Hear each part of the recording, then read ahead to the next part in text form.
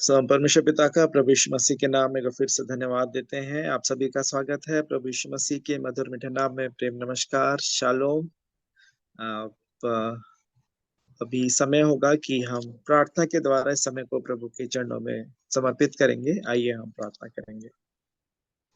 प्रेमी, दयालु, अनुग्रहकारी और शक्तिमान पिता परमेश्वर, राजाओं के राजा, प्रभुओं के प्रभु, अपने उद्धारकर्ता प्रभु यीशु मसीह के पवित्र और मीठे नाम से आपके अनुग्रह के सिंहासन के सन्मुख आते हैं प्रभु जी। अपने जीवनों को आपके हाथ में समर्पित करते हैं प्रभु जी, और आपसे क्षमा चाहते हैं प्रभु जी, हर एक उन पापों अपराधों के लिए प्रभु जी जो हमने आपके विरोध में किए हैं प्रभु जी। क्योंकि आपने कहा कि जो अपने पाप अपराध छिपा रखता है उसका तो कार्य सफल नहीं होता, लेकिन जो उन्हें मान लेता है और छोड़ भी देता है उस पर दया की जाएगी। आपने कहा यदि अपने पाप अपराधों को हम मान लें तो आप हमें क्षमा करने में विश्वास योग्य और धर्मी पिता परमेश्वर है। आपने कहा तुम्हारे पाप चाहे लाल रंग के क्यों ना हो, अरगवानी रंग के क्यों ना हो, वो हीन के समान उजले हो जाएंगे और उनके समान श्वेत हो जाएंगे प्रभु जी। आप ही की दया अनुग्रह अपने जीवन के लिए चाहते हैं प्रभु जी। आप दया करें, अनुग्रह करें। इस समय को आपने अपने दया अनुग्रह में दिया है प्रभु जी, इसलिए आपका धन्यवाद देते हैं। इस समय हमारे जीवन की आत्मिक उन्नति का कारण होने पाए प्रभु जी। जितने प्रिय संगति में जुड़े हैं प्रभु जी, हम सबों को आपके हाथों में आत्मा प्राण देह सहित समर्पित करते हैं कि आप ही की भली भावती और सिद्ध इच्छा हमारे जीवन में पूर्ण होने पाए प्रभु जी। हमारे जीवनों से आप प्रसन्न हो प्रभु जी, ऐसी आपसे हम प्रार्थना करते हैं। आपकी इच्छा को हम जानने पाए प्रभु जी, और जब उस इच्छा को जाने, उसे सिर्फ जाने ही नहीं परंतु उसके अनुसार चलने भी पाए प्रभु जी, ऐसी आपसे आशीष और अनुग्रह चाहते हैं। आज की सभा में हमें से प्रत्येक जन से बातचीत करें, हमें से हर एक जन को उबारे जिनको आपने अपने आत्मा में उबारा है प्रभु जी, अपने लिए इस्तेमाल करें ताकि वे सब हम सबों की आत्मिक उन्नति का कारण होने पाए। ऐसी आपकी दया अनुग्रह आज की संगति में चाहते हैं प्रभु जी। आगे के पूरे समय को आपके हाथ में समर्पित करते हैं प्रभु जी। गीतों के भाग को प्रभु जी, गवाहियों के भाग को, और जो भी प्रभु जी जो वचन का प्रचार किया जाता है, जो भी यहाँ पे बातें होती हैं सब आपके आत्मा की अगुवाई से होने पाए। जो प्रश्न पूछे जाते हैं हर एक बातों में आप ही के दया अनुग्रह चाहते हैं कि आप हमें से प्रत्येक जन से आज बातचीत करें कि हम आत्मिक जीवन में बढ़ते जाए, मसीह यीशु के स्वभाव में बदलते जाए प्रभु जी, इस तेजस्वी रूप में अंश अंश करके बदलते जाने में मेरी और हर एक प्रियो की आप सहायता मदद करें। एक बार फिर से हर एक बातों के लिए आपका धन्यवाद देते हैं और हर एक बातों को आप ही के हाथों में समर्पित करते हुए दुआ उद्धार करता प्रभु यीशु मसीह के पवित्र और मीठे नाम से मांग लेते हैं। आमीन, आमीन, आमीन। एक बार फिर से आप सभी का स्वागत है इस संगति के अवसर में। और संगति में कोई एक ही जन नहीं बोलता, सभी को अवसर है कि आप जो भी कुछ प्रभु के आत्मा की अगुवाई में समय का इस्तेमाल करना चाहते हैं, चाहे वो प्रार्थना हो, कोई गीत हो, कोई गवाही हो, कोई प्रश्न हो, या कोई वचन का प्रकाशन हो, हम सभी अपनी भागीदारी दें ताकि हमारे आपस में के मिलने से हमारी आत्मिक उन्नति हो और परमेश्वर पिता को महिमा मिले हमारे जीवनों के द्वारा। तो मैं आप सभी से निवेदन करूंगा कि आप समय लें और जो कुछ हम पिछले दिनों सीख रहे हैं, कल जो सीखा, या जो आप वचन आप स्वयं पढ़ते हैं आपने जो सीखा, जो भी अनुभव आए जरूर से हम आपस में बांटें ताकि हम सभी आशीषित होने पाए। तो मैं आप ये समय आप सभी को मैं देना चाहता हूँ। सबको शालोम। आप सबको शालोम आंटी जी।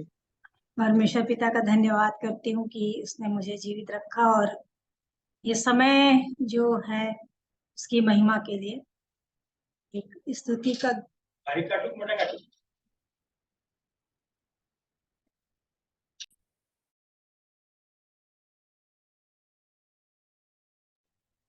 उसकी स्तुति के लिए गीत को गा रही प्रार्थना के विषय में। हम करें प्रार्थना दया की याचना, हम करें प्रार्थना दया की याचना, हमारी मंजूरी आप दुआ कीजिए। हम करें प्रार्थना दया की याचना, हमारी मंजूरी आप दुआ कीजिए। हो मन शांति कोई रहे ना दुखी, सबको मिलती रहे प्रभु तेरी खुशी। हो मन शांति कोई रहे ना दुखी, सबको मिलती रहे प्रभु तेरी ही खुशी। सच्ची शांति सभी को अदा कीजिए, सच्ची शांति सभी को अदा कीजिए। हमारी मंजूरी आप दुआ लीजिए, हमारी मंजूरी आप दुआ लीजिए। हम करें प्रार्थना दया की याचना। प्रार्थना जब करें दिल में बैर ना रखें, दुश्मनों के लिए भी दुआ हम करें। प्रार्थना जब करें दिल में बैर ना रखें, दुश्मनों के लिए भी दुआ हम करें। बैरियों को हमारे क्षमा कीजिए, बैरियों को हमारे क्षमा कीजिए। हमारी मंजूरी आप दुआ लीजिए। हम करें प्रार्थना दया की याचना। करे तेरा शुक्राना, गाए तेरा ही तराना। करे तेरा शुक्राना, गाए तेरा ही तराना। कोई पगला कहे, कोई कहे दीवाना। कोई पगला कहे, कोई कहे दीवाना। अपने दासों के झुंड में जगा दीजिए, अपने दासों के झुंड में जगा दीजिए। हमारी मंजूरी आप दुआ लीजिए। हम करें प्रार्थना दया की याचना। हम करें प्रार्थना दया की याचना। हमारी मंजूरी आप दुआ लीजिए, हमारी मंजूरी आप दुआ लीजिए। हम करें प्रार्थना दया की याचना। प्रभु का धन्यवाद हो, और आज के दिन के लिए भी धन्यवाद देती हूँ। जैसे नहमिया 2 उसका 4 में लिखा हुआ है,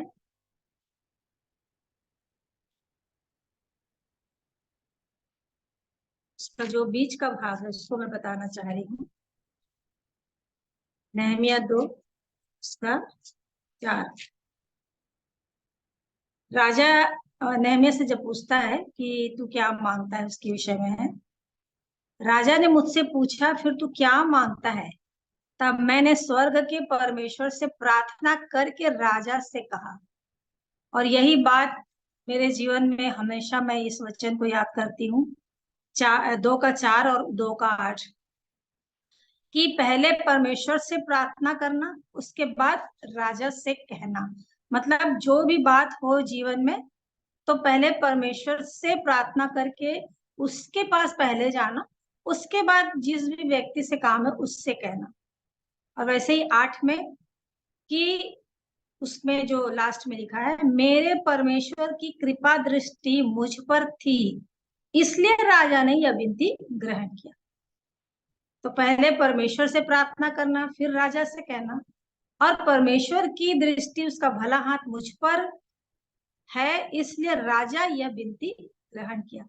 और ऐसा ही मेरे साथ हुआ कि मैं प्रार्थना में रखी थी, क्योंकि प्रभु ने मुझे गवाह बनाया। तो मैं यही कि मैं कहाँ और गवाही दूं। और प्रभु ने यहाँ चरोदा में है पास्टर लॉरेंस करके, तो वो वहां पर लगाते हैं, वहां पर 8:15 शुरू होता है वर्शिप, वहां का सर्विस। और कल के दिन प्रार्थना में तो बात रखी थी, कल के दिन जब मैं उनसे बात करी, और पहले पूछी थी और भी बहुत पहले, और पर समय का वो कर रही थी कब अगुवाई होगी। और जब उनसे बात करी और उन्होंने कहा हाँ आप करिएगा, तो मैं पूछी आज के लिए। उसके बाद जो मेरे को लेके जाने वाले थे भैया, जो दूर में रहते थोड़ा, फिर उनसे बात करी, तो मैं यही बात प्रार्थना में रखी, प्रभु यदि आपकी इच्छा होगी तो मैं जाऊंगी, और नहीं होगा तो मेरे इस मार्ग को मतलब सफल करिएगा, नहीं होगा तो रहने दीजिएगा। और प्रभु का धन्यवाद कि सुबह हम दोनों गए, वहां पहुंचे और वहां पर अवसर मिला गवाही देने का। प्रभु का धन्यवाद। एक ही बात मन में थी, प्रभु मैं नहीं बोलूंगी परंतु आप पवित्र आत्मा के द्वारा मेरे जीवन से अपनी महिमा लीजिएगा। और वहां पर जब प्रभु के जो मेरे जीवन में काम किया है, और एक विशेष बात भी थी कि कल के दिन मेरा 1 साल हो गया जब मेरे को चंडीगढ़ में मैं सीरियस हो गई थी, मृत्यु से प्रभु ने बचाया। और सारी बातें कैसे उद्धार पाई, कौन कौन सी एक दो परेशानियां दो जीवन में आई थी, उन बातों को बताते हुए शॉर्ट में, और प्रभु कैसे हर बात में सहायता करते हैं और महिमा उसकी करने पाई वहां पर। मैं प्रभु का धन्यवाद करती हूँ कि सच में उसने जो मेरे को काम सौंपा है, वो मैं जहाँ अवसर मिलता है प्रभु की अगुवाई में मैं जाके करती हूँ। तो सारी महिमा प्रभु को देती हूँ, और पवित्र आत्मा परमेश्वर के कि वो मेरे सदैव मेरी सहायता करते हैं। और धन्यवाद देती हूँ कि आज के दिन में उन्होंने मेरे जीवन को इस्तेमाल किया, और यहाँ भी उसके बाद आकर के उन बातों को गवाही के रूप में बताने पाई। तो सच में हम जो गवाह हैं हमेशा अपने मुंह को खोलें उसके लिए कि उसकी महिमा, उसका गुणगान जीवन से होने पाए। आप सबों को शालोम।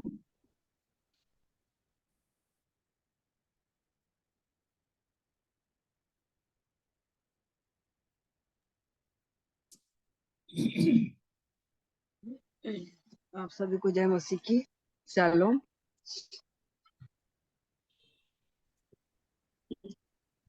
प्रभु की महिमा के लिए एक गाना गाना चाहती हूँ।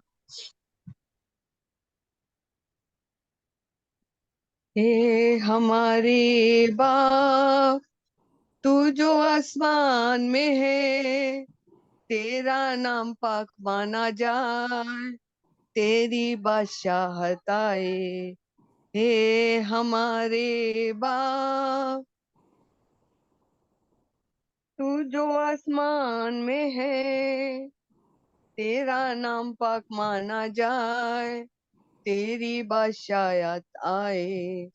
रोज की रोटी हमारी आज हमको दे दे, रोज की रोटी हमारी आज हमको दे दे। जीवन की रोटी तुम ही हो, तू ही हमारा बल है। जीवन की रोटी तुम ही हो, तुम ही हमारा बल है। हे हमारे बाप तू जो आसमान में है, तेरा नाम पाक माना जाए, तेरी बादशाहत आए। हमें आजमाइशों में आप हमको नाने दे, हमें आजमाइशों में आप हमको नाने दे। जीवन की जल से तू हमको आप हमको बल दे, तू ही हमारा दृढ़ है, तू ही हमारा बल है। हे हमारे बा तू जो आसमान में है, तेरा नाम पाक माना जाए, तेरी बादशाहत आए। आइए हम दुआ करें।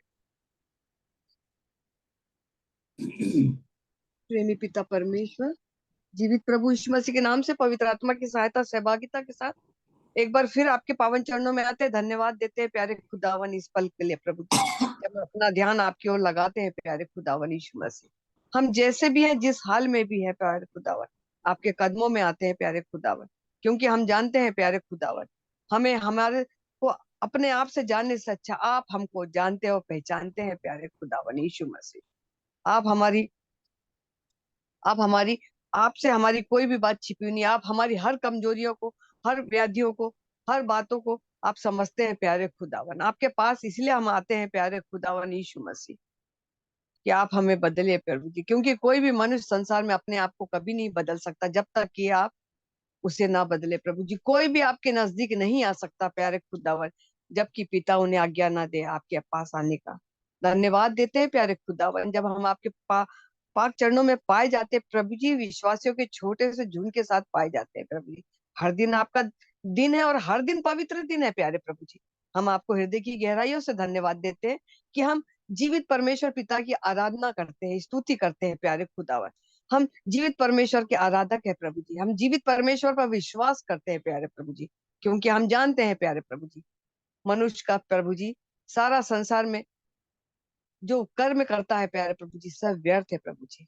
प्यारे खुदावन आपके चरणों में जो हम थोड़ा सा समय बैठते हैं प्रभु जी, ये हमसे कभी भी छीना नहीं जाएगा। निश्चित ही ये आशीषित होकर हमारे जीवन में लौट कर आएगा प्यारे खुदावन। धन्यवाद देते हैं प्यारे खुदावन यीशु मसीह। प्रभु जी झुंड में थोड़े लोग पाए जाते हैं प्रभु जी, मगर प्रभु जी सभी के लिए प्रभु जी आप आशीष का कारण बनते हैं प्यारे खुदावन। सभी से आप बोलते हैं, बातचीत करते हैं, सभी को आप अपनी शिक्षाओं को सिखाते हैं प्यारे खुदावन। हमें वो आज्ञा मानने को सिखाइए प्यारे खुदावन यीशु मसीह कि हम आपकी वो मधुर मीठी आवाज को सुनने वाले बन सके। हमारे उन ज्ञानेंद्रियों में प्रभु जी कानों को प्रभु जी सुनने वाले कान बनाइए प्यारे खुदावन यीशु मसीह। हम अपनी तमाम कमजोरियों को प्रभु जी आपके कदमों तले रखते हैं और प्रभु जी प्रार्थना और विनती और गुहार करते हैं प्रभु जी नम्रता और दीनता के साथ। जैसे आपका स्वभाव है प्रभु जी वैसा हमारा स्वभाव हो जाए प्रभु जी। जैसे आप है प्रभु जी वैसे हम आपके बच्चे बन जाए प्रभु जी। धन्यवाद देते हैं प्यारे खुदावन यीशु मसीह। आपने हमारी प्रार्थना को सुना प्रभु जी यीशु मसीह। आपके जलाली मीठे नाम से इस दुआ का अंत करते हैं। सुनो कबूल करिए प्रभु जी, आमीन। मैं कुछ वचनों को बोलना मांगती हूँ। भजन संहिता 150 का पहला पद।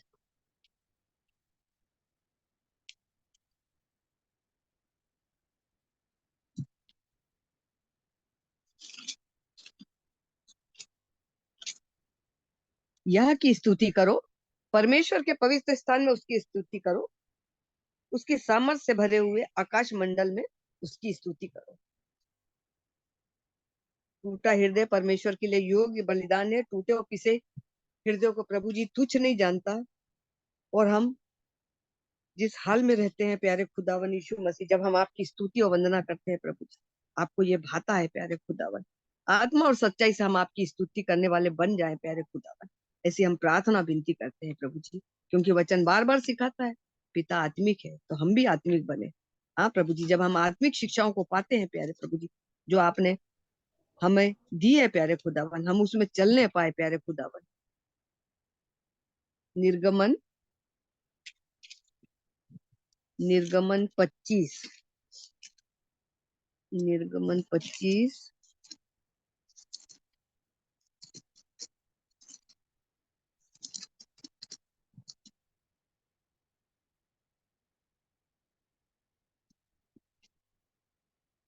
25 का 8।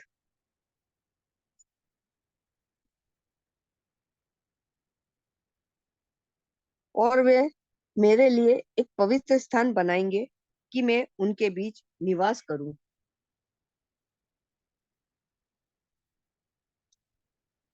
व्यवस्था विवरण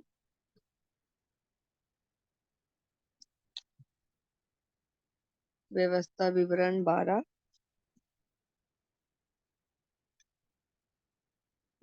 का 13 और 14।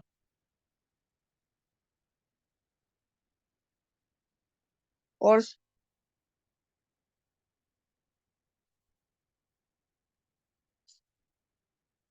तू अपने होम बलि को हर एक स्थान पर जो देखने में आए ना बढ़ाना, परंतु जो स्थान तेरे लिए गोत्र में यहोवा चुन ले वही अपने होम बलि को चढ़ाया करना। और जिस जिस काम की आज्ञा मैं तुझको सुनाता हूँ उसको वही करना।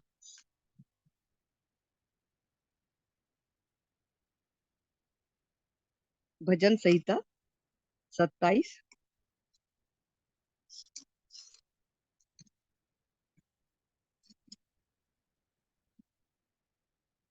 भजन संहिता 27 का 4। एक वर मैंने यहोवा से मांगा है, उसी के यत्न में मैं लगा रहूंगा कि मैं जीवन भर यहोवा के भवन में रहने पाऊं, जिससे यहोवा की मनोहरता पर दृष्टि लगाए रहूं और उसके मंदिर में ध्यान किया करूं।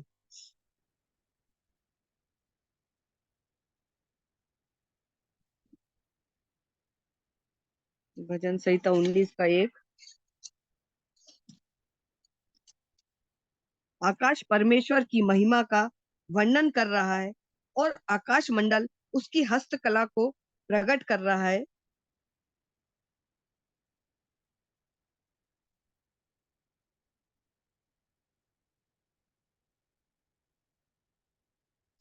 भजन संहिता 20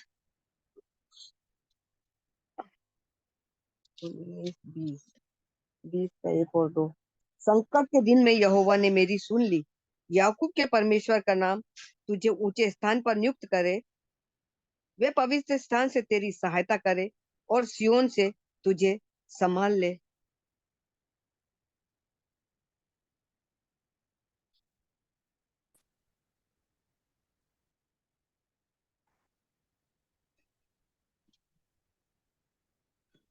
भजन संहिता 134 1 और 2। हे यहोवा के सब सेवकों सुनो, यहोवा को धन्य कहो।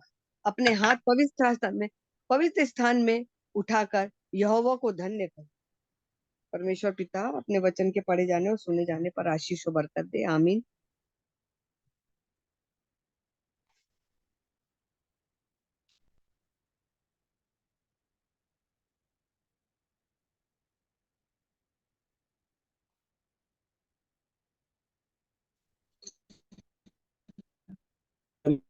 हेलो।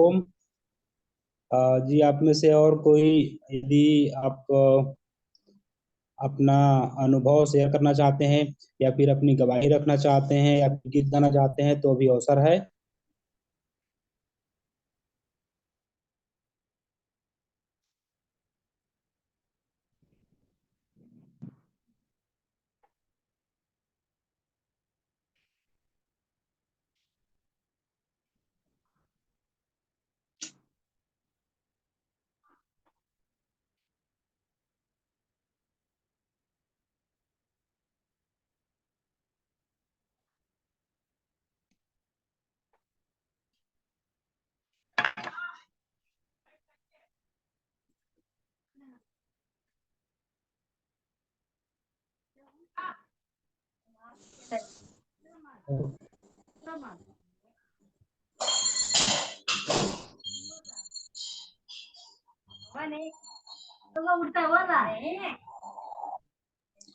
यदि किसी के पास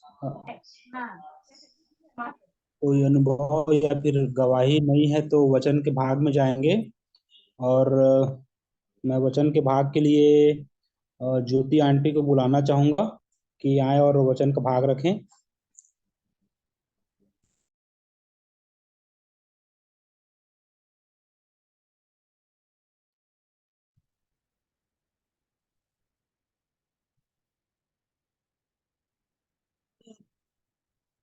आशीष भाई आएंगे क्या आज? जी, मुझे तो जानकारी नहीं है उसके बारे में। अच्छा, नहीं आते तब तक आप रखिए, आएंगे तब देखेंगे। आप रखिए वचन। ठीक। आइए प्रार्थना करें। अनुग्रहकारी दयालु प्रेमी पिता परमेश्वर, प्रभु यीशु मसीह के जीवित और पवित्र नाम में आपके पास हम सब आते हैं, आपका हृदय से धन्यवाद देते हैं।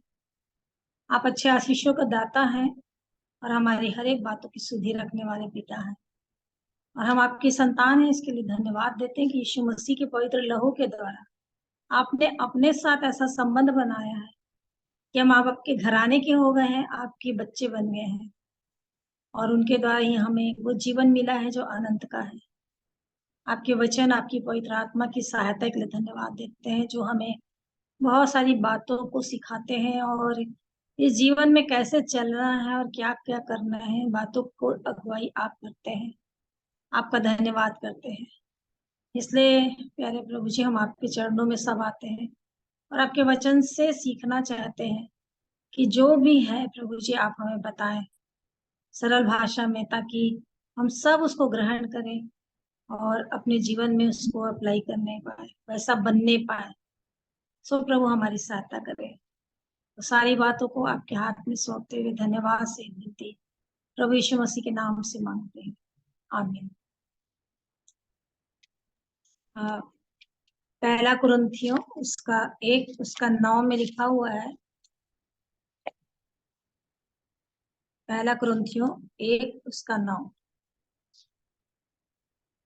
परमेश्वर सच्चा है, जिसने तुमको अपने पुत्र हमारे प्रभु यीशु मसीह की संगति में बुलाया है। तो इस बात को हम सब अपने अपने जीवन में देखें कि हमारी संगति किसके साथ है। सच में प्रभु यीशु मसीह के साथ है या फिर किसी और के साथ है, या केवल हम मीटिंग में मिलते हैं या चर्च में जाते हैं या कोई हमें बताते हैं तभी हमारी संगति रहती है, कि हम उसकी संगति में सुबह से जैसे ही हमारी नींद खुलती है तो उसी की संगति को हम पाते हैं और उसी का चेहरा हम देखते हैं सुबह और उसको धन्यवाद देते हैं और फिर हम दिन भर उसकी संगति में बने रहते हैं, क्योंकि वो परमेश्वर सच्चा विश्वास योग्य है और उसने हमको अपने पुत्र हमारे प्रभु यीशु मसीह की संगति में बुलाया है। क्योंकि पहला कुरिन्थी 15 उसका 33 पद है, धोखा न खाना, बुरी संगति अच्छे चरित्र को बिगाड़ देती है। तो ऐसा तो नहीं है कि हम औरों के साथ भी समझौता करके चल रहे हैं और उनके साथ भी हमारी संगति बनी हुई है और हम उन बातों में मगन हो जाते हैं जो परमेश्वर के जीवन से अलग की बातें रहती हैं, क्योंकि उस संगति से हमको कुछ फायदा नहीं होता है, ना हमारा कोई ग्रोथ होता है, ना हमारी कोई आत्मिक उन्नति होती है। हमें ऐसों की संगति नहीं करना चाहिए। नीति वचन में लिखा है, बुद्धिमानों की संगति कर तब तू भी बुद्धिमान हो जाएगा। मूर्ख से अलग हो जा, उससे तू ज्ञान की बात नहीं पाने वाला, सच में। और इसीलिए भजन से 1 में भी लिखा है कि क्या ही धन्य वह मनुष्य जो दुष्टों की युक्ति पर नहीं चलता, न पापियों के मार्ग में खड़ा होता, न ठट्ठा करने वालों की मंडली में बैठता है। क्योंकि वो जो है शैतान, दूसरा दुष्ट, वो इन्हीं बातों में हमको फंसाता है कि हम परमेश्वर का वचन की संगति में ना रहें और हम व्यर्थ बातों की संगति में भले उलझ जाएं। कोई भी आ जाता है तो हमको दूसरी बातों की संगति में लेके चला जाता है। कभी कोई क्रिकेट की बात करता है, कभी कोई किसी खेल का, कभी राजनीति का, कुछ ऐसी बातें जिससे मेरे आत्मिक जीवन की उन्नति नहीं हो सकती। मुझे ऐसे लोगों को मित्र बनाना चाहिए, ऐसे लोगों की संगति में रहना चाहिए जिसमें मेरी आत्मिक उन्नति हो, जो मुझसे ज्यादा अच्छा और अधिक जानता हो। ऐसों की संगति प्रभु चाहते हैं कि हम ऐसी संगति में रहें। और इसीलिए कह रहा धोखा ना खाना। पता ही नहीं चलेगा कि हम कब हमारा जो ट्रैक है चलते चलते दूसरे लाइन को पकड़ लिया है और हम सोच रहे हैं कि हम प्रभु के मार्ग में बने हुए, और धोखा आगे जाके होता है ना। कैसे? जैसे कि नीति वचन उसका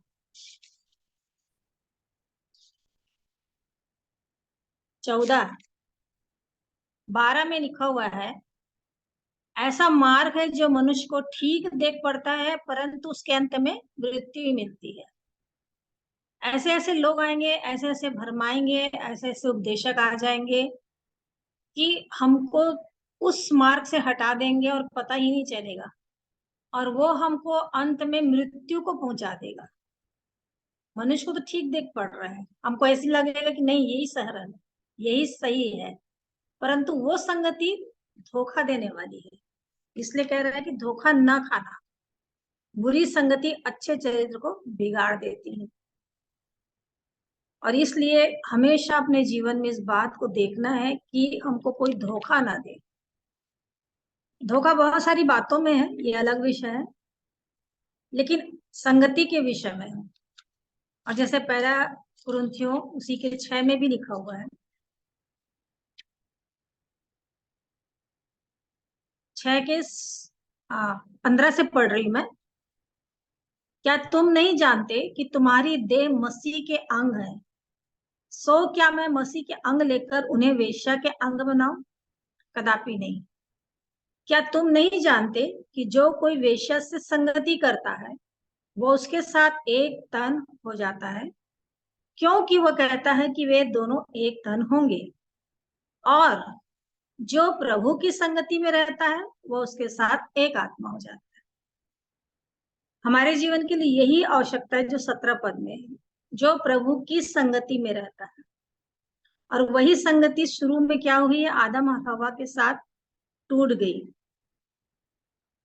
परमेश्वर दिन के ठंडे समय में आते थे, उनके साथ रहते थे, बातचीत करते थे, और एक दिन वही दुष्ट शैतान ने इन आंखों से ही उस फल को दिखाकर, जिसके लिए मना किया गया था, खाकर उस संगति से, उस संबंध से जो परमेश्वर के साथ था, टूट गया, छूट गया, अलग हो गए, और आत्मिक रीति से वे परमेश्वर से अलग होकर के मर गए। एक प्रकार से निश्चित मर जाओगे था, अवश्य मर जाओगे।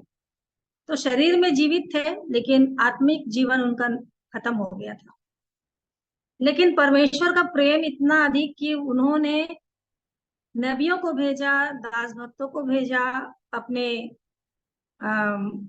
पुराने शास्त्र के अनुसार बहुत सारी व्यवस्था को भेजा, एक से एक मूसा, यहोशू, सब लोगों को भेजते भेजते अपने व्यवस्था की बातों को दे दे करके चाहा कि मनुष्य सुधर जाए, मनुष्य परमेश्वर को पहचान जाए। इजराइलों को निकाला 40 साल, हर चीज से उनको फुलफिल करता चला गया।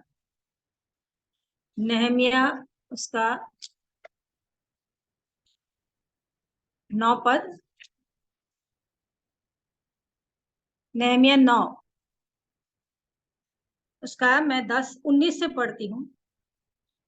तब भी तू जो अति दयालु है उनको जंगल में न त्यागा, न तो दिन को अगुवाई करने वाला बादल का खंभा उन पर से हटा, और न रात को उजियाला देने वाला, उनका मार्ग दिखाने वाला आग का खंभा, वरन तूने उन्हें समझाने के लिए अपने आत्मा को जो भला है दिया, और अपना मन्ना उन्हें खिलाना न छोड़ा।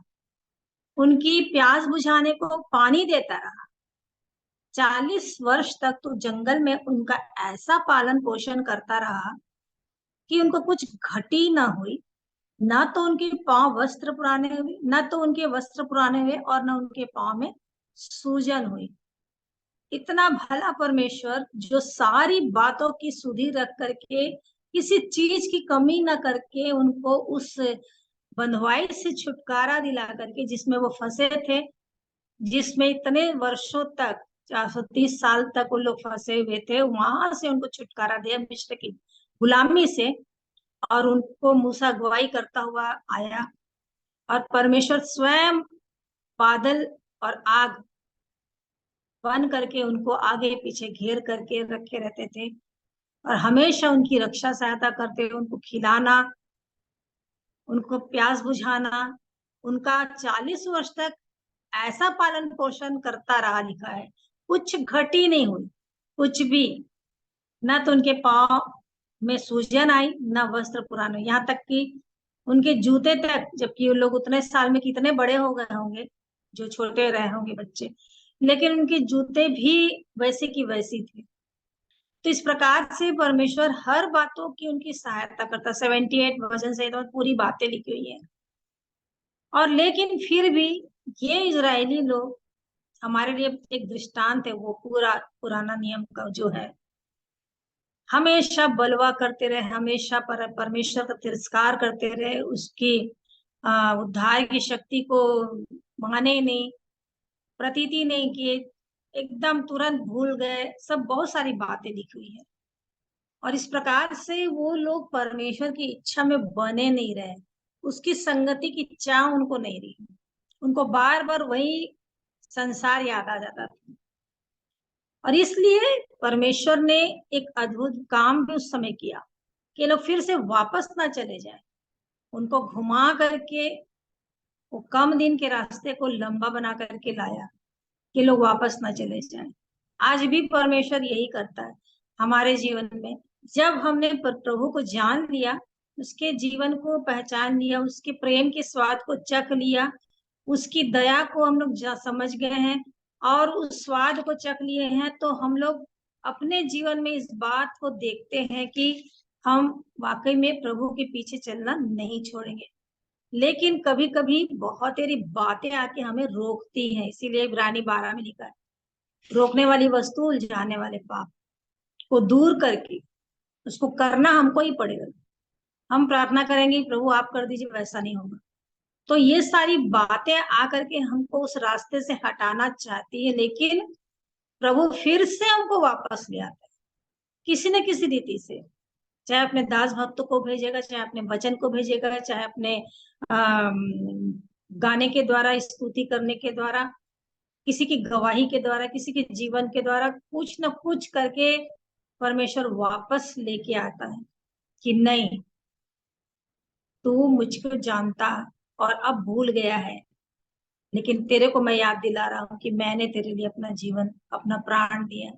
और फिर से वो व्यक्ति पश्चाताप करता है और फिर से प्रभु के चरणों में आता है। इसलिए ये कह रहा है कि धोखा नहीं खाना, अच्छी बुरी संगति अच्छे चरित्र को बिगाड़ देती है, और ये संगति जो उसके साथ करता है, वेश्या मतलब संसार, संसार की संगति, तो उसके साथ एक तन हो जाता है, उसमें वो ही एक हो जाते हैं लोग, उनको फिर दूसरी बातें नहीं है।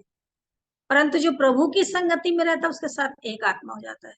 तो वाकई में जो लोग परमेश्वर के वचन की संगति में बने रहते हैं वो ही सही संगति रहती है। और जैसे याकूब में लिखा हुआ है,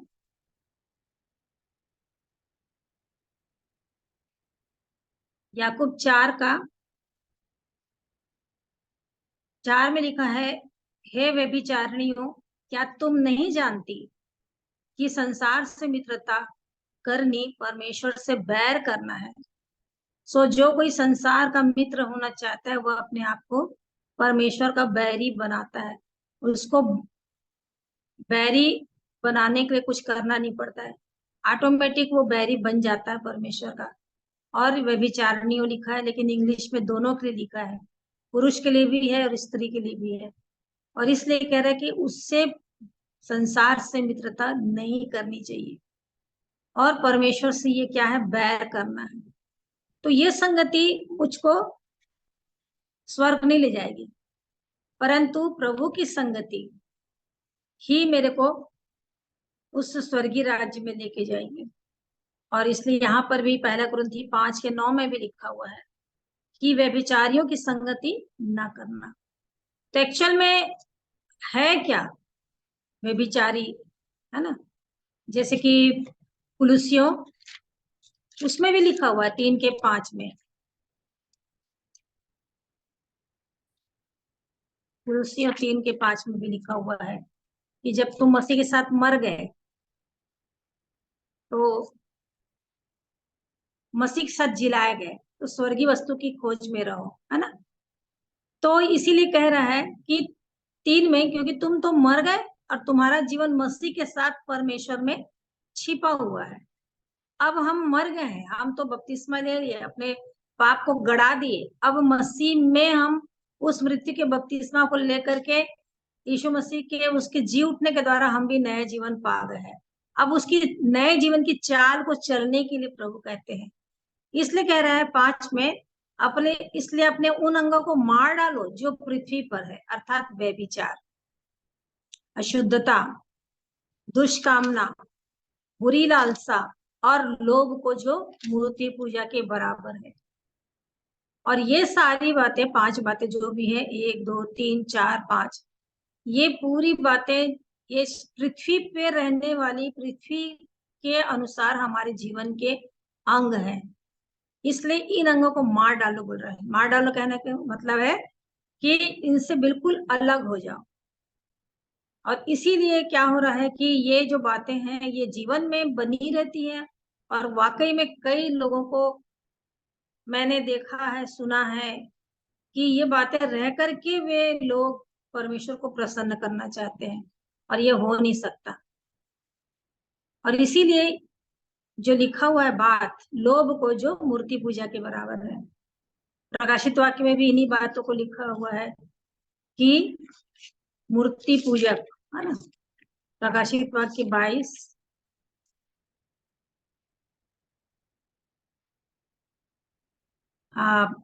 21 का 8 में लिखा है, पर डरपोकों और अविश्वासियों और घिनौनों और हत्यारों और व्यभिचारियों और टोन्हों और मूर्ति पूजकों और सब झूठों का भाग उस झील में मिलेगा जो आग और गंधक से जलती रहती है। यह दूसरी मृत्यु है। और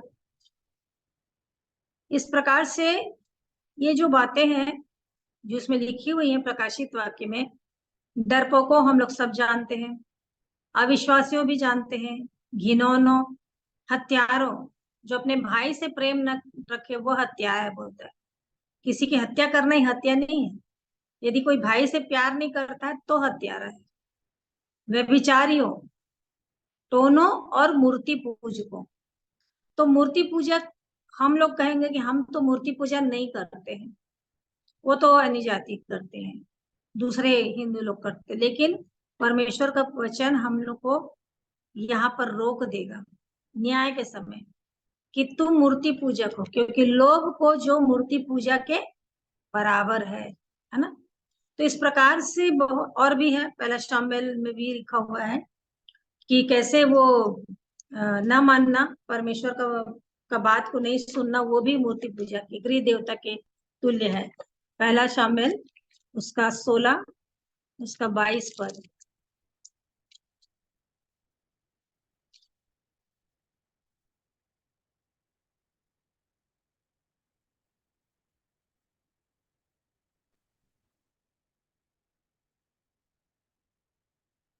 सोलह नहीं है, उसका है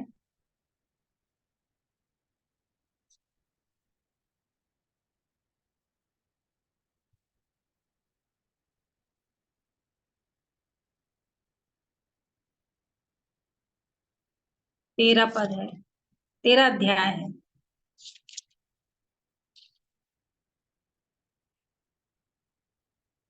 15 है, 15 है, 15 पद का, 15 अध्याय का 22 पद है।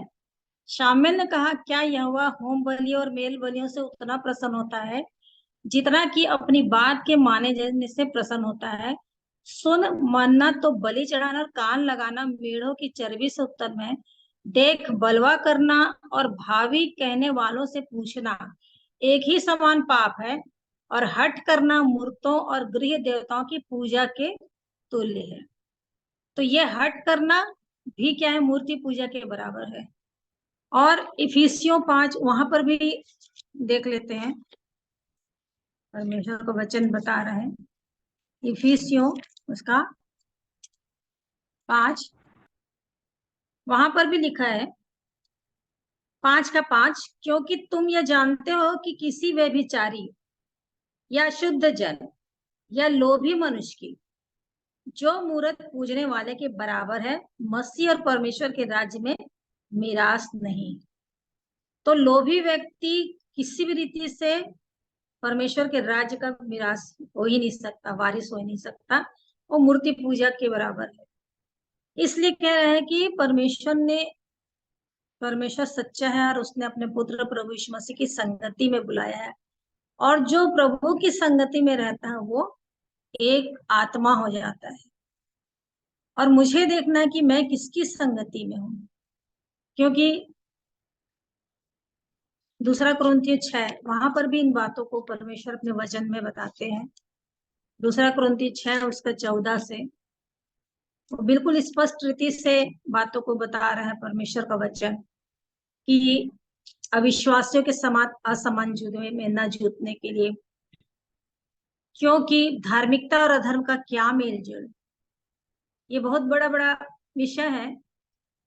या ज्योति और अंधकार की क्या संगति, यहाँ भी सेम है ना। क्या संगति और क्या लगाव, क्या विश्वास तथा अविश्वास का क्या नाता, मूर्तों के साथ परमेश्वर के मंदिर का क्या संबंध, सब बातें लिखी हुई हैं। और इसलिए 17 में कहता है, इसलिए प्रभु कहता है कि उनके बीच में से निकलो और अलग रहो। बिल्कुल समझौते का जीवन परमेश्वर पसंद करता ही नहीं है। और अशुद्ध वस्तु को मत छुओ तो मैं तुम्हें ग्रहण करूंगा, तब वो हमें ग्रहण करेगा। तो हमारी संगति यदि ऐसे ऐसी रहेगी तो परमेश्वर हमें नहीं ग्रहण करने वाला। और जैसे पहला यूहन्ना वहां पर भी लिखा हुआ है, वो तो बिल्कुल स्पष्ट हमको समझा दे रहा है वहां पर कि 1:6 में यदि हम कहें कि उसके साथ हमारी सहभागिता है और फिर अंधकार में चले, अभी जैसे पढ़े ज्योति और अंधकार का क्या संगति, तो परमेश्वर ज्योति हम लोग सब जान रहे हैं और उसमें अंधकार है ही नहीं।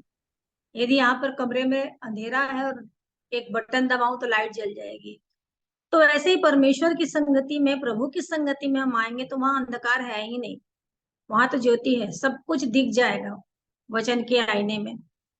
तो हम कहते हैं कि उसके साथ हमारी सहभागिता, यदि हम लोग बोल रहे हैं कि हमारी संगति है प्रभु के साथ और उसके बाद फिर अंधकार में चल रहा है, फिर हम वही काम कर रहे हैं जिसके लिए परमेश्वर ने मना किया, तो हम क्या झूठे हैं और सत्य पे नहीं चलते। झूठ बोलना ही नहीं होता है, परंतु ये ऐसा काम कर भी रहे तो भी हम झूठे हैं और सत्य पर नहीं चलते हैं। पर यदि जैसा वो ज्योति में है वैसे ही हम भी ज्योति में चले तो एक दूसरे से सहभागिता रखते हैं। वाकई में जैसा वो ज्योति में चल रहा है वैसे ही हम भी ज्योति में चले। वो दिखा रहा है, प्रकाश दिखा रहा है, वो बता रहा है कि क्या हमारे सामने क्या है सही क्या गलत है। तो जैसा वो चल रहा है वैसे हमें भी चलना है उसके पीछे पीछे। और इसलिए उसके साथ यदि सहभागिता है, मेरी संगति है, तो मैं उस मार्ग को नहीं पकड़ूंगी जो अंधकार में ले जा रहा है, लेकिन मैं सत्य के मार्ग में चलूंगी, है ना। तो इसीलिए आगे 2 के उसमें भी कहता है 10 में, जो कोई अपने भाई से प्रेम रखता वो ज्योति में रहता, ठोकर नहीं खा सकता। पर जो कोई अपने भाई से बैर रखता वो अंधकार में है और अंधकार में चलता है और नहीं जानता कि कहाँ जाता है, क्योंकि अंधकार ने उसकी आंखें अंधी कर दी है।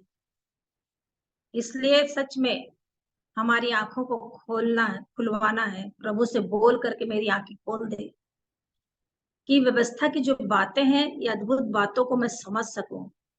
यदि उसके साथ संगति है तो अपने भाई से प्रेम रखेगा और उसे ठोकर नहीं खाएगा। परंतु कोई भाई से बैर रख रहा है तो वाकई में वो तो अंधेरे में चल रहा है। क्यों? क्योंकि प्रभु ने कहा ही नहीं है कि तू अपने भाई से बैर रख, 7 के 77 बार 77 गुना क्षमा कर।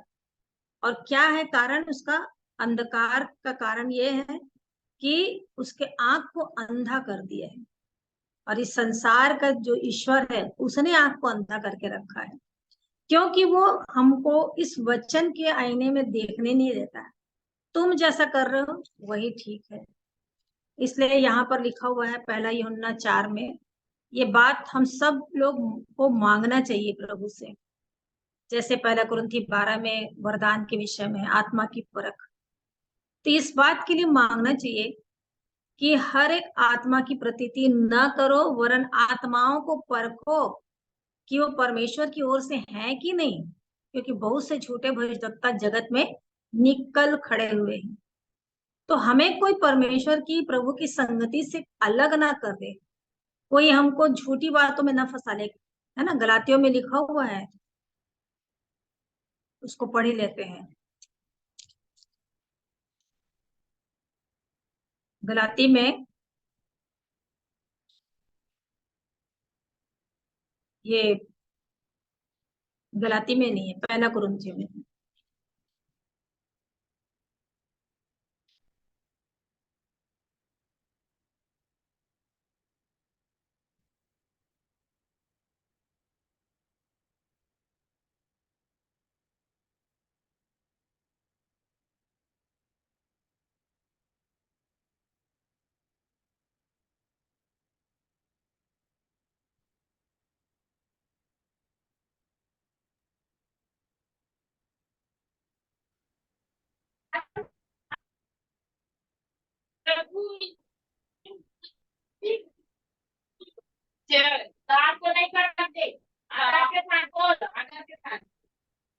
हाँ, ये लिखा है 2 कुरिन्थियों 11 में है, जिस बात को मैं बताना चाह रही थी कि 11 के 2 से लिखा हुआ है, क्योंकि मैं तुम्हारे विषय में ईश्वरी धूल लगाए रहता हूँ, इसलिए कि मैंने एक ही पुरुष से तुम्हारी बात लगाई है कि तुम्हें पवित्र कुंवारी की नाई मसीह को सौंप दूं।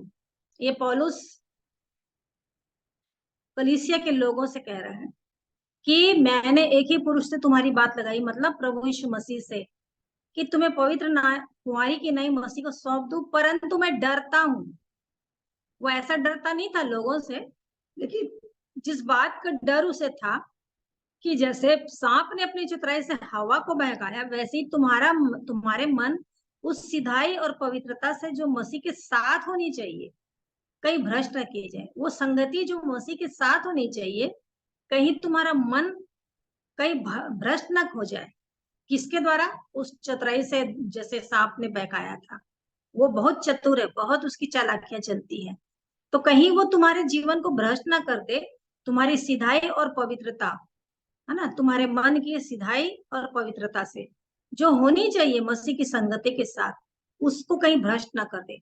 और इसलिए कह रहा है, यदि कोई तुम्हारे पास आकर किसी दूसरे यीशु का प्रचार करे, जिसका प्रचार हमने नहीं किया, या कोई और आत्मा तुम्हें मिले जो पहले ना मिला था, या कोई और सुसमाचार जिसे तुमने पहले ना माना था, तो ये बातें हैं जो जीवन में आ सकती हैं। इसलिए कह रहा पहला यूहन्ना 4 में कि हर एक आत्माओं की प्रतीति मत करना, परंतु आत्माओं को परखो कि परमेश्वर की ओर से है कि नहीं, क्योंकि बड़ी चतुराई से आएगा ये दुष्ट हमारे पास। हमें और किसी रीति से बहकाने नहीं आएगा, हमको उस संगति से हटाने के लिए बहुत ही चालाकी से वचन को ही लेकर आएगा, क्योंकि वो वचन जानता है।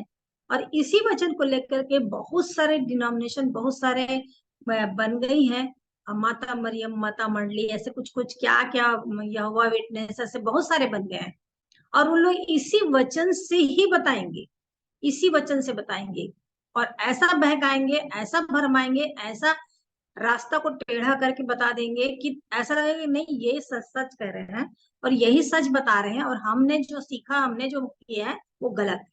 इसलिए ये कह रहा है भाई पौलुस कि मैं डर रहा हूं कि जैसे सांप ने बहका दिया था, वैसे कहीं तुमको भी चतुराई से फिर अब ये तुमको ना बहका दे और तुमको भ्रष्ट ना कर दे, मतलब तुम्हारे जीवन को अयर ना कर ले।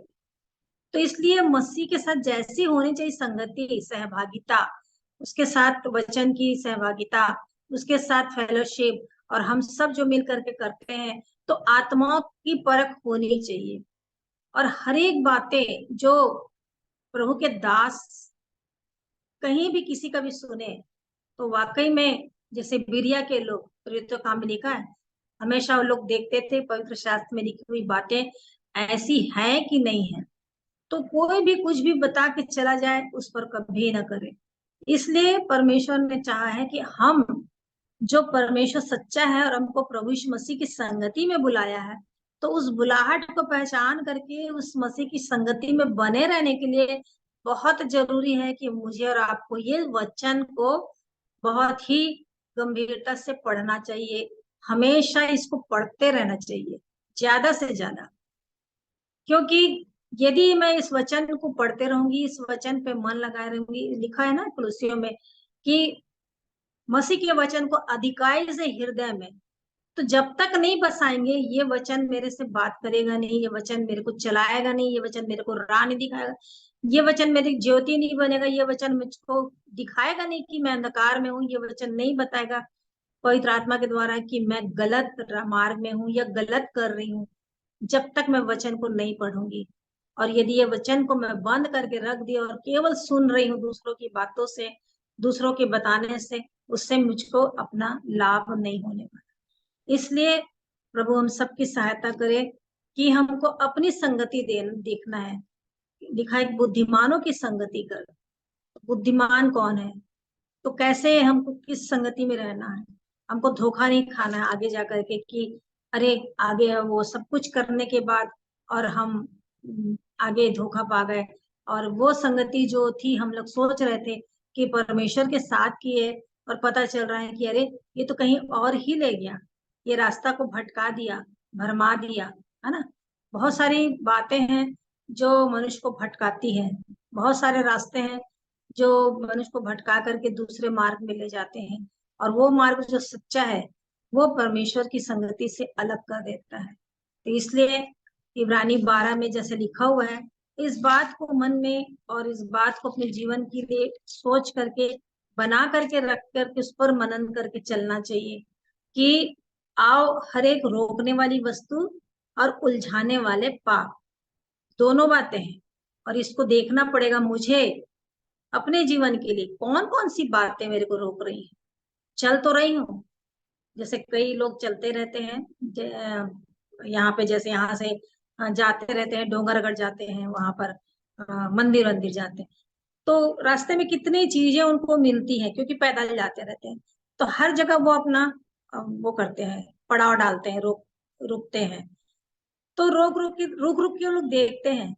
ऐसा ही कहीं हमारे जीवन में तो नहीं हो रहा, हम चल तो रहे हैं और हम इधर उधर ताक रहे हैं, देख रहे हैं, तो हमें कुछ न कुछ बातें रोकती हैं, जैसे इजराइलों को रोकती रही, कभी भी कुछ भी बातें रोकती रही, और उनको आगे जाने से रोक रोक करके उनको परमेश्वर की संगति से अलग करती रही। और उलझाने वाले पाप, पाप ऐसे भी रहते हैं जो उलझा के रख देते हैं। वह दौड़ जिसमें हमको दौड़ना है, धीरज से दौड़े और विश्वास के कर्ता सिद्ध करने वाले यीशु की ओर ताकते रहे। तो हमारा सब कुछ प्रभु यीशु मसीह है, उसी की ओर देखना है, विश्वास का कर्ता वही है। जितनी भी बातें आएंगे अविश्वास को मिटाने के लिए, उन सारी बातों को एक तरफ करते हुए धीरज के साथ दौड़कर प्रभु यीशु मसीह की ओर ताकते रहेंगे, और सिद्ध वही करेगा, लिखा है सिद्ध करने वाले। तो जो सिद्ध करने वाला है, हम उसी की ओर ताके, ताकि वो हमारा जीवन उसकी दृष्टि में सिद्ध हो। तो वो संगति जो प्रभु के साथ रहना है, वो संगति में हमको अपने जीवन को बनाना है। प्रभु हम सबकी सहायता करे, सबको प्रभु आशीष दे।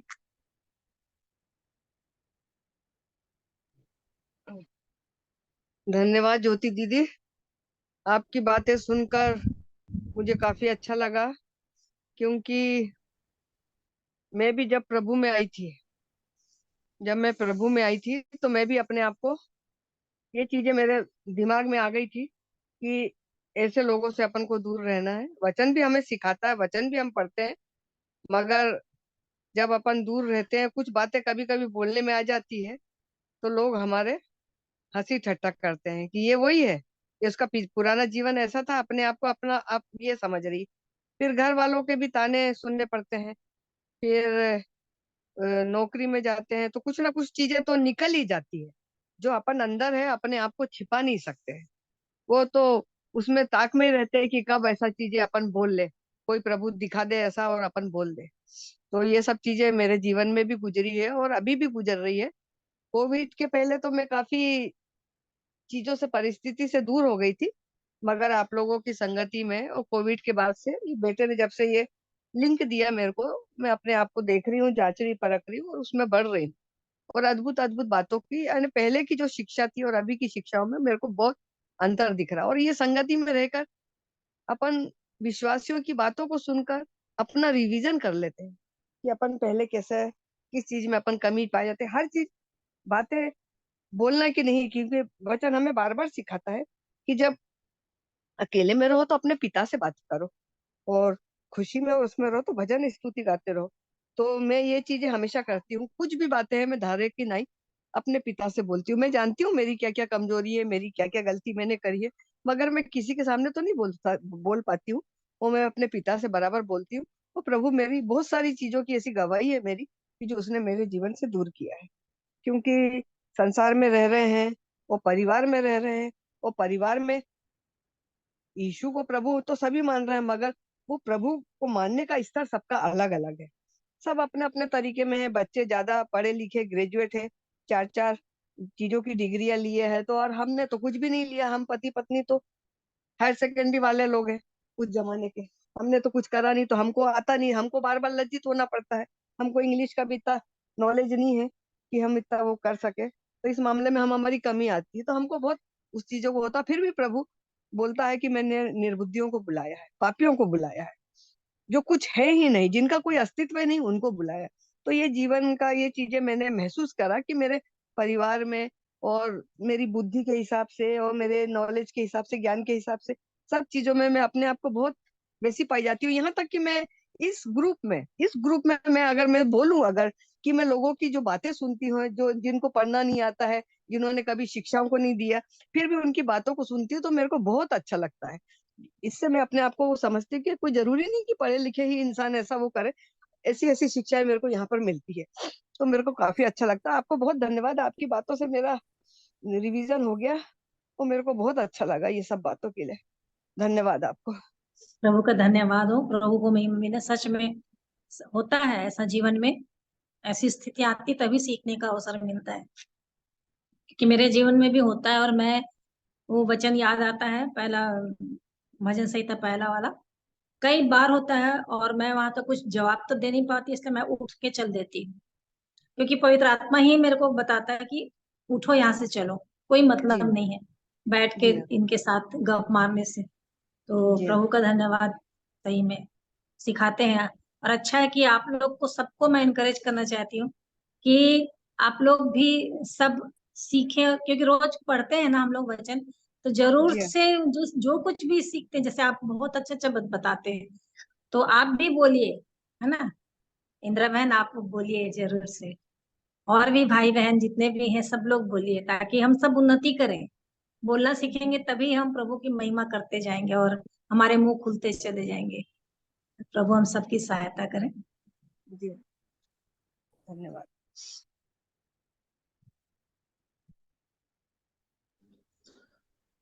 धन्यवाद ज्योति आंटी। मैं एक दो वचन पढ़ना चाहूंगा। पहला कुरिन्थी 1 अध्याय का 26 और 27 पद, इसमें लिखा है, हे भाइयों, अपने बुलाए जाने को तो सोचो कि न तो शरीर के अनुसार बहुत ज्ञानवान और न बहुत सामर्थी और न बहुत कुलीन बुलाए गए, परंतु परमेश्वर ने जगत के मूर्खों को चुन लिया कि ज्ञानवानों को लज्जित करे, और परमेश्वर ने जगत के निर्बलों को चुन लिया कि बलवानों को लज्जित करे। अभी आंटी बता रही थी कि हमको इंग्लिश नहीं आता है। देखिए, परमेश्वर का वचन ऐसा है कि जो कुछ भी नहीं है उसको चुना है। इसमें लिखा है कि मूर्ख को चुन लिया है, वो निर्बल को चुन लिया है, और ऐसे लोगों को चुना है जिसमें ज्ञान नहीं है। तो हम सब उसी में है। और अगर परमेश्वर का वचन ऐसे रहता कि जो बहुत पढ़ा लिखा है वही समझेगा, वही सबको जानेगा, तो केवल उन्हीं को उद्धार होता। पर परमेश्वर ऐसा नहीं करता है। परमेश्वर सबके लिए है। वो तो कहता है कि मैं मूर्ख को चुन लिया हूँ। तो परमेश्वर का वचन हम सभी के लिए है। और अगर हम जितना भी जाने ना जाने, प्रकाशित वाक्य पढ़ेंगे, उसमें लिखा है कि अगर पढ़ना नहीं आता है तो सुन, और उसको क्या कर, अपने हृदय में रख। तो हमको क्या करना है, हमको तो पढ़ना आता है, हम तो सुनने से ही अच्छा है ना, हम लोग पढ़ना आता है। तो परमेश्वर का वचन हम सभी के लिए है। और एक पद मैं और पढ़ना चाहूंगा, यह एचकेल का 28 अध्याय, उसका 3 पद। इसमें लिखा है, तू दानियल से अधिक बुद्धिमान तो है, कोई भेद तुझसे छिपा न होगा। देखिए, यहाँ पर जो ये पद लिखा हुआ है, ये दुष्ट के बारे में अर्थात शैतान के बारे में कहता है कि दानियल से अधिक बुद्धिमान है और कोई भेद तुझसे छिपा नहीं है। तो जैसे अभी ज्योति आंटी बता रही थी कि शैतान क्या करता है, अपने चतुराई से भकाता है। जैसे हवा को क्या किया, चतुराई से अपना भगा दिया, वैसे ही हम सबको चतुराई से भगाता है। और चतुराई से कैसे भगाता है, वचन के द्वारा ही हमको भगाता है। आप लोग स्मरण कीजिए, सभी को याद होगा आप लोग को, जब प्रभु का परीक्षा होता है, मत्ती 4 अध्याय पढ़ेंगे, तो उसमें बार बार कहता है कि लिखा है, फिर शैतान कहता है लिखा है, फिर प्रभु भी कहता है लिखा है। तो हमको क्या लिखा है ये याद रहना जरूरी है। अगर शैतान हमको वचन के द्वारा ही भगाता है और वैसे ही भगाएगा वो, और हम जो शैतान बोल रहा है उसके आगे क्या लिखा है हम ये नहीं जान रहे हैं, तो हम भाग जाएंगे। जैसे जब उत्पत्ति के 3 अध्याय में, जब उसका जो शैतान है वो बोल रहा था, मैं उसको पढ़ लूंगा, उत्पत्ति 3 अध्याय का 1 पद। यहोवा परमेश्वर ने जितने बनैले पशु बनाए थे उन सब में सांप धूर्त था। उसने स्त्री से कहा, क्या सच है कि परमेश्वर ने कहा तुम इस वाटिका के वृक्ष का फल ना खाना। देखिए, ये ना आधा अधूरा बात करके बहकाता है। पहले तो कहा क्या सच है। देखिए, अगर मैं ये नॉर्मल सी बात है, अगर आप सही बोलते रहेंगे लेकिन फिर भी मैं आपको बोल दूंगा सच में ऐसा हुआ, तब आप एक बार सोचने लग जाएंगे। वैसे ही अगर हमको वचन में हम बिल्कुल क्लियर नहीं है कि लिखा क्या है, बिल्कुल पक्का नहीं है, तो अगर हमको कोई बोले कि सच में क्या ऐसा लिखा है, तो हम एक बार फिर सोचने लगेंगे। तो वैसी स्थिति इसके साथ हो गया। तो अगर हम जो लिखा है उसमें बिल्कुल पक्के हैं कि हाँ यही लिखा है, बिल्कुल कंफर्म है हमको लिखा यही है, तब हमको इस स्थिति में शैतान बहका नहीं सकता, क्योंकि जो लिखा है हम जान रहे हैं। क्योंकि ये भी हम लोग अभी पढ़े कि शैतान कितना जानता है, कोई भेद उससे छिपा नहीं है। और हम तो जानते हैं कि हमसे कितना सारा भेद अभी तक छिपा हुआ है। तो हमको क्या करना है, हमको हमको और मुझे और आप सभी को भी, हमको वचन को अधिक से अधिक अपने हृदय में बसाना है, अधिक से अधिक हमको स्मरण करना है। इस बात के लिए परमेश्वर हमको सहायता करेगा।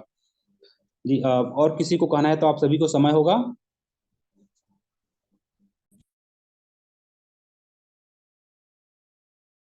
धन्यवाद ललित भाई आपको।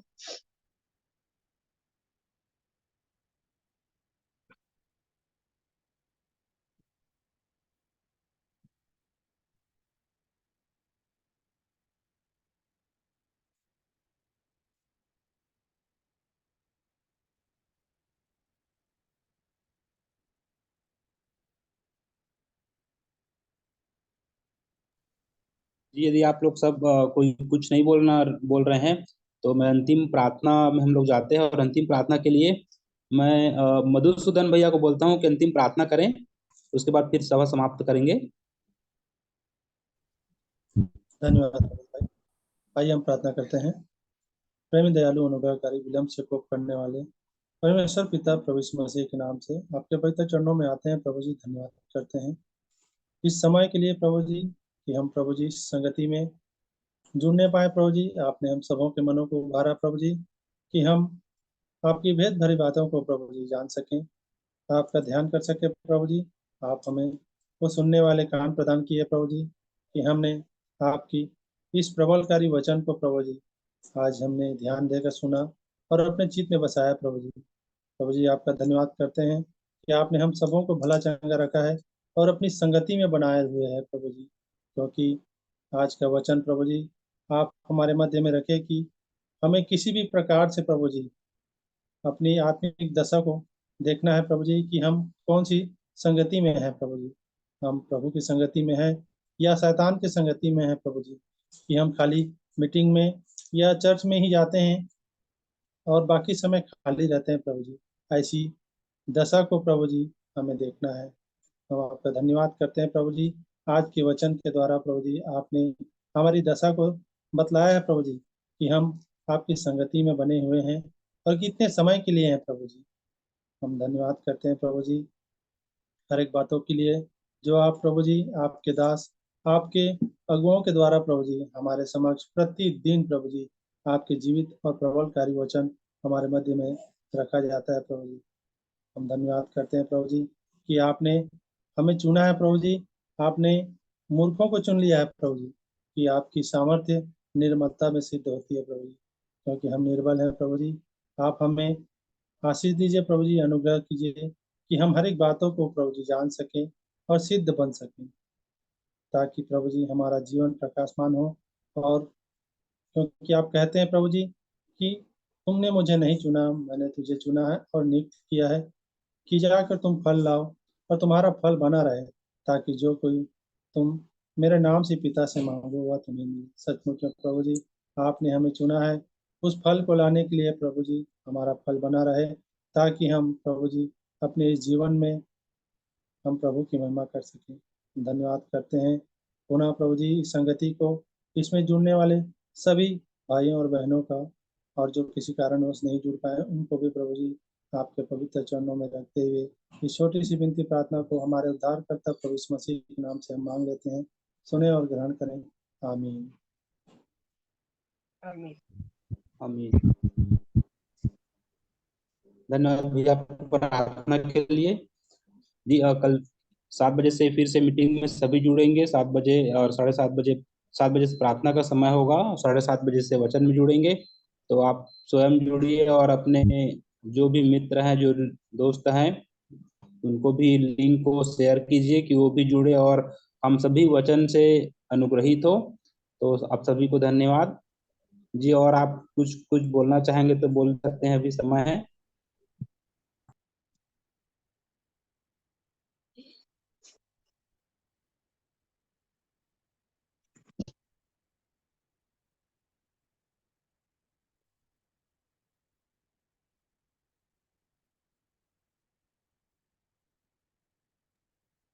ठीक है, चलिए मीटिंग एंड करते हैं। अमन भैया मीटिंग को एंड कर दीजिए।